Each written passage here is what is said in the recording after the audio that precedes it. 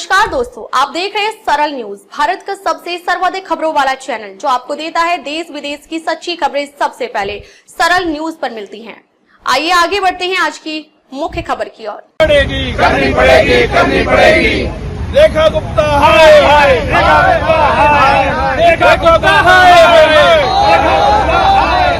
रेखा हाय हाय, रेखा गुप्ता मुर्दाबाद, रेखा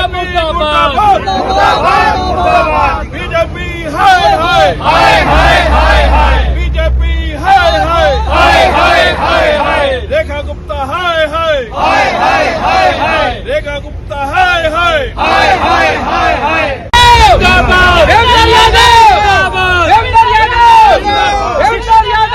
शिक्षा के नाम पे धांधली बंद करो, रेखा गुप्ता मुर्दाबाद, मुर्दाबाद मुर्दाबाद, बीजेपी वाले शर्म करो, शर्म करो, रेखा गुप्ता मुर्दाबाद, रेखा गुप्ता मुर्दाबाद, रेखा गुप्ता मुर्दाबाद, अरे शिक्षा के नाम पे धांधली बंद करो, शिक्षा के नाम पे धांधली बंद करो, अरे शिक्षा के नाम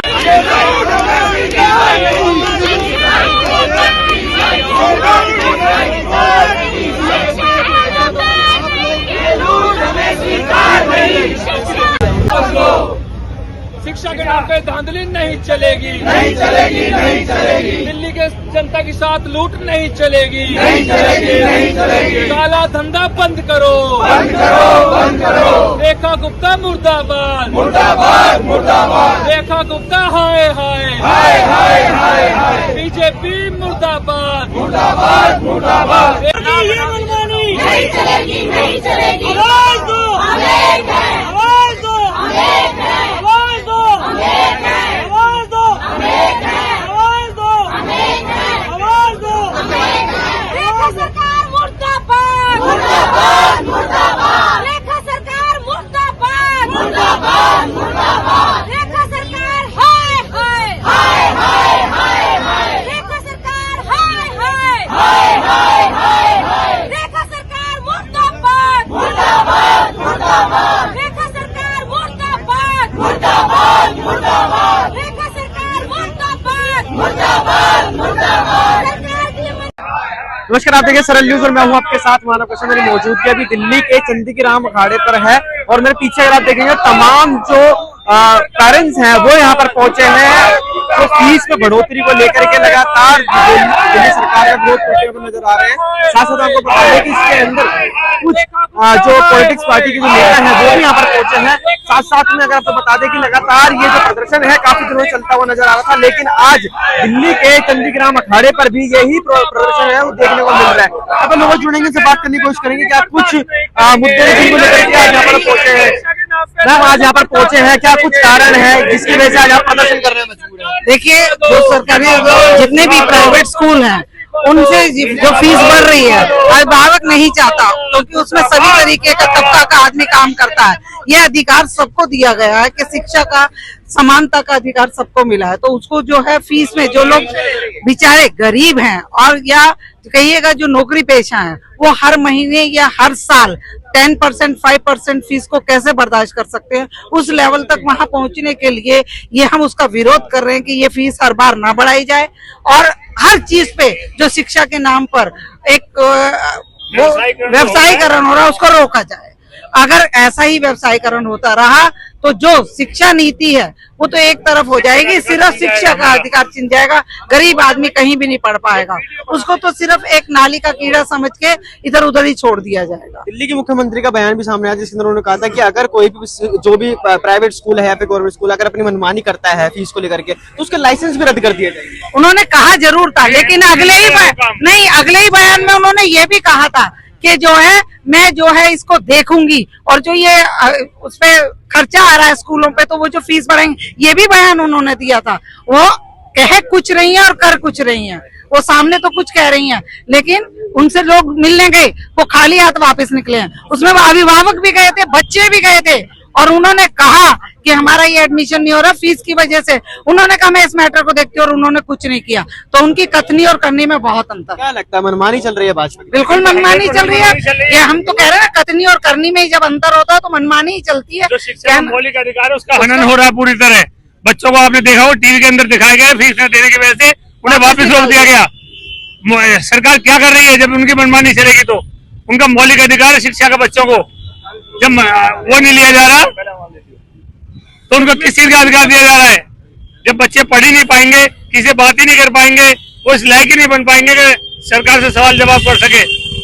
कितने स्कूल बंद कर दिए गए, कितने नए इंस्टीट्यूट जो खोल रहे हैं वो प्राइवेट कर रहे हैं, हर चीज का प्राइवेटाइजेशन कर रहे हैं। व्यवसायीकरण बंद करना होगा, और नहीं तो हम इनकी ईंट से ईंट बजा देंगे।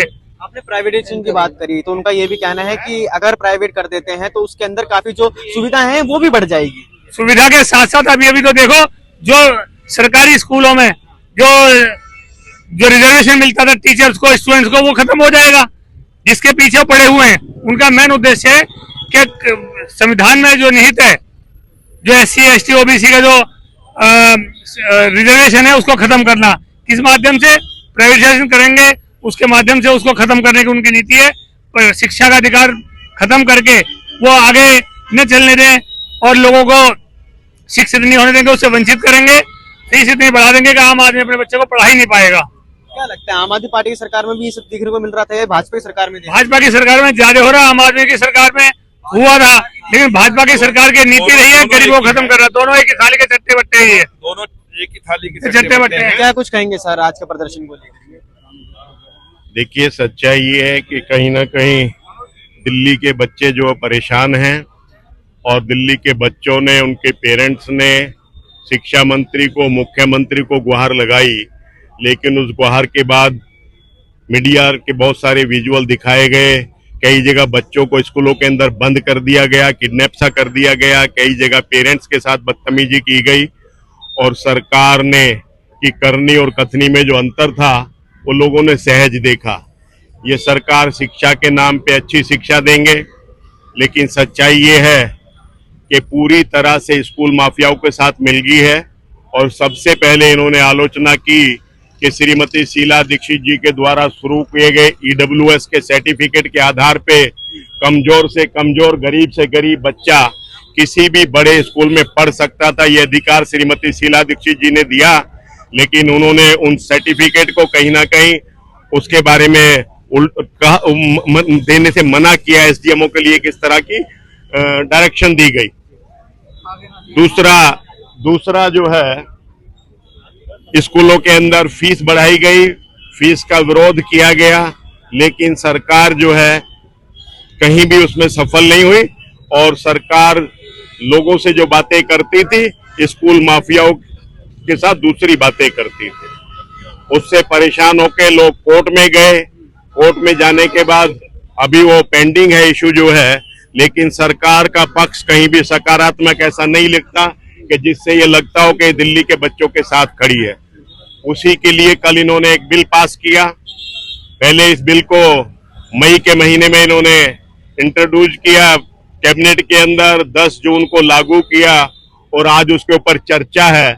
लेकिन स्कूल एजुकेशन के मॉडल को इस तरह से बनाया जा रहा है कि कहीं ना कहीं जो है बच्चे, उनके पेरेंट्स अपनी बात भी मैनेजमेंट को नहीं कह सकते।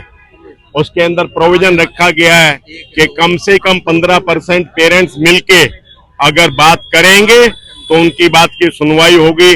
अगर नहीं 15% होंगे तो उनकी बात को सुना भी नहीं जाएगा। तो ये काला कानून बनाया जा रहा है बच्चों के लिए। ये भारतीय जनता पार्टी की नीति सदा ये रही है कि समाज अशिक्षित रहे, पिछड़ा रहे और आपके पीछे चलता रहे। आज लोगों के अंदर कहीं ना कहीं ये भावना है कि लोग प्रधानमंत्री की डिग्री भी मांगते हैं, और जब ये नौजवान, आज के पढ़े लिखे नौजवान अपनी डिग्री दिखाते हैं तो उनके ऊपर डंडे बरसाए जाते हैं, और प्रधानमंत्री की डिग्री देखने की कोई बात करता है तो उसके खिलाफ केस कर दिए जाते हैं। तो ये लोगों ने समझ लिया है, और हमारी पीढ़ी के लोग, हमारे से पहली पीढ़ी के लोग कहीं ना कहीं भारतीय जनता पार्टी के बारे में कहते थे कि भारतीय जनता पार्टी की करनी और कथनी में अंतर है। वो अंतर आज लोगों को सहज देखने को मिल रहा है। इतना बड़ा परिवर्तन है। आपने देखा कि अभी एडीआर और तमाम एजेंसियों ने बताया कि कितना बड़ा इलेक्शन के अंदर घोटाला हुआ है, ये तमाम तरह की जांच है। तो पूरी तरह से भारतीय जनता पार्टी हर मुद्दे पे फेल है, लोगों के साथ छल कपट और धोखा करती है। उसके विरोध में आज दिल्ली के टीचर्स, दिल्ली के पेरेंट्स कहीं ना कहीं अपने बच्चों का दर्द लेके इस दिल्ली विधानसभा का घेराव करने के लिए आए हैं। हम लोग भी उनके साथ हैं कि हमारे बच्चों के साथ अच्छा माहौल मिले, अच्छी शिक्षा मिले, उसके लिए हमारी लड़ाई जारी रहेगी और इस सरकार को घुटनों पे लाके रहेंगे, ये हमारा संकल्प है। उनका तो ये कहना है कि दिल्ली भारतीय जनता पार्टी के साथ में विकास की ओर जा रही है। ये कैसा विकास है कि मोदी जी ने कहा कि 2022 तक हर व्यक्ति के सर पे छत होगी, लेकिन 15,000 से ज्यादा छतें इन्होंने उजाड़ दी। अगर ये 2022 तक छतें मिल जाती तो किसी को झुग्गी झोपड़ी में रहने की आवश्यकता क्या है।